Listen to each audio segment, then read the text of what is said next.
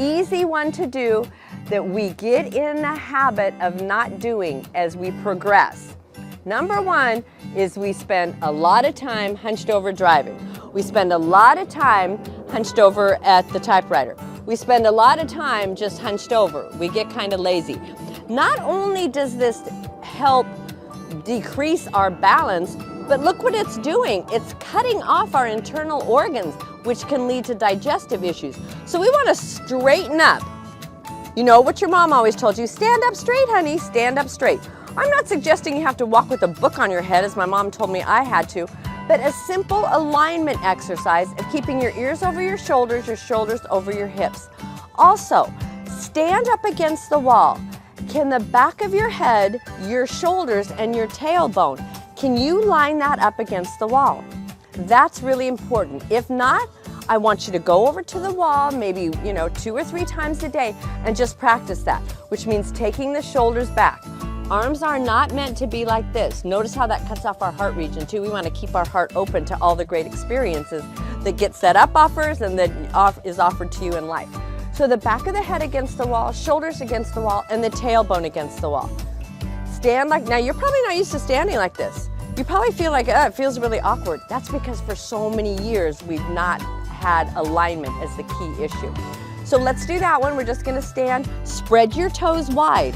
That really helps with balance too. Even if you have your shoes on, spread your toes wide. What causes a lot of people to come off balance is when they're walking on the edge of their feet. Look at your shoes. Is your heel worn out on one side more than the other? That shows you that you're not walking with your entire foot on the floor. The next one is feet articulation. Feet articulation is really important. Did you know that Nikola Tesla scrunched his toes 100 times a day? Feet articulation. If you have a small ball, maybe a tennis ball or any ball that you have laying around, put it on. You can sit and do this one seated, or better would be standing on one foot. But roll the ball around your foot, back and forth, getting all edges. This is really important in Pilates. Joseph Pilates always started out with feet articulation because he knew how important it was for balance. So let's do some feet articulation. Maybe just scrunch your toes 5 or 6 times. You can do this one again, even seated. Maybe you're driving around, but you're not driving. Let's say someone else is driving you. Just scrunch your toes about 5 or 6 times. Good. Then the other side, scrunch, scrunch. Your feet keep you upright, so we want to make sure that our feet are strong. Good. All right. This one you can do even before you get out of bed. I'm going to demonstrate it standing, but even before you get out of bed, Carol, she wrote the book, Carol says, make an X. So you're going to make an X, you're going to spread your legs apart, maybe kick the person out of bed that you're sleeping with, I don't know. Make an X, take the arms up, and just reach your fingers to the opposite sides of the bed, reach your toes to the opposite sides of the bed. This gets the blood going. Sometimes that's another key too. The blood will pool. You notice when your foot might fall asleep and then you try to stand up and you fall. So we want to keep that blood flow going at all times. So the movement, the balance, the alignment, that's going to help so that you don't fall. So let's just do that. If you're standing or if you're laying down or even seated in a chair, you could do this in your chair. And stretch with an X. Stretch and breathe. Good. Another important one that she talks about is brushing your teeth. What does that have to do with it? We're going to brush our teeth in a new way. So I've got our toothbrush. I'm here at the sink and I'm brushing my teeth. Brush, brush, brush, brush. What do I have? A foot lifted, standing on one leg. Brush, brush, brush, brush, brush, brush, brush, brush. Got that? Stand on the other, because sometimes our balance feels really good on one side, but not so much the other. So we're going to make sure we balance out our balance exercises. All right. You can even switch hands if you want. Brush, brush, brush, brush. You'll be brushing your teeth like for 10 minutes a day. Brush, brush, brush, brush, brush, brush. And good. Now, that's something, as Carol mentions in her book, that's something you're incorporating in your everyday activity, which is really important because we won't always be in a situation where we're just standing still. I know my mom, she just tripped while walking. I don't even know what she tripped over. So we want to make sure that we've got good grounding with our feet, good strong core region, and that we're used to being off balance a little bit, because even when you come off balance, you want to be able to catch yourself before you fall all the way down. And that's what can happen when you're brushing your teeth, start to come off balance, set that foot down and regroup. Good. Another one is a forward fold. You might think, what does a forward fold have to do with it? A forward fold helps you align your legs so that you can keep a steady balance throughout your hips and legs. So I'm just going to inhale, lift my arms overhead. Do this with me. Come on. Lift up. Remember, we're lifting up out of the core region. We're not slouching. That creates some bad balance when your shoulders are hunched forward. We're lifting up out of the core region. And then come to a forward fold. If you're dealing with a back issue, bend your knees, take your hands on your thighs and just hang out here. If you're not dealing with a back issue, straighten your legs a little bit more.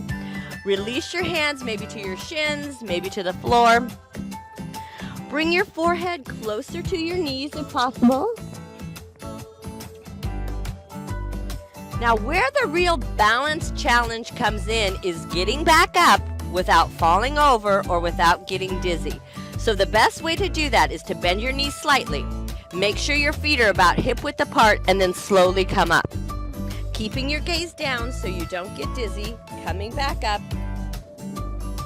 All right, lifting the arms overhead. Do you feel balanced? Some people, even coming out of a forward fold, they don't feel that balance. So let's do that again. Inhale, lift. Not overarching, not slouching forward. And exhale, slowly coming forward. Now maybe you feel a little bit wobbly here, so I want you to widen your stance, bend your knees, take your hands on your thighs, and hang out here. If you feel balanced, you could straighten the legs a little bit more and slowly come down. Only go as far as to where you feel balanced, and once you have that stability, you can try to go a little bit farther.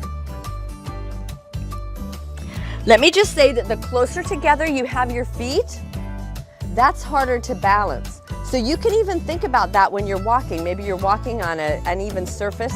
You don't have to walk foot in front of a foot. Kind of spread your feet apart a little bit. It doesn't mean you're walking like this, but spread your feet apart a little bit more and you'll create a little bit more balance when the feet are in line with the hip. Are you still in that forward fold? Okay, I don't want to keep you there forever. Bend the knees if you need to. If you need help getting up, take your hands on your thighs and slowly get up. Carol also mentions in her book, one of the keys to balance is to be able to get on the floor and off the floor every day. Do you want to try that? Okay, so what we're going to do, use the chair if you need to, and just get on the floor. Excellent. Now, if you need the chair to help you get up, do that. If you can get up just using your hands, do that. Maybe you don't even need your hands, and some of you can just get up off the floor. So I suggest you do that one every day, on and off the floor. I remember when I started teaching yoga, or not started teaching, I was teaching yoga for a long time, maybe about 15 years or so. And one of my students said, could you teach yoga at home to my mother? I said, sure. So I went over and I started teaching her yoga. And I said, oh, I also teach another lady. I teach her private classes. She's about your age. And the woman said, how old do you think I am? I said, oh, maybe about 80. She goes, no, I'm 99. 99. So she started yoga, she started balancing at the age of 99. And her reason, she wanted to be able to get on the floor and off the floor so she could play with her great-grandkids. So whatever your reason is, avoiding falling, wanting to create more stability, more balance, do these balance exercises, practice standing on one foot, and we'll see you in the next class. Thank you.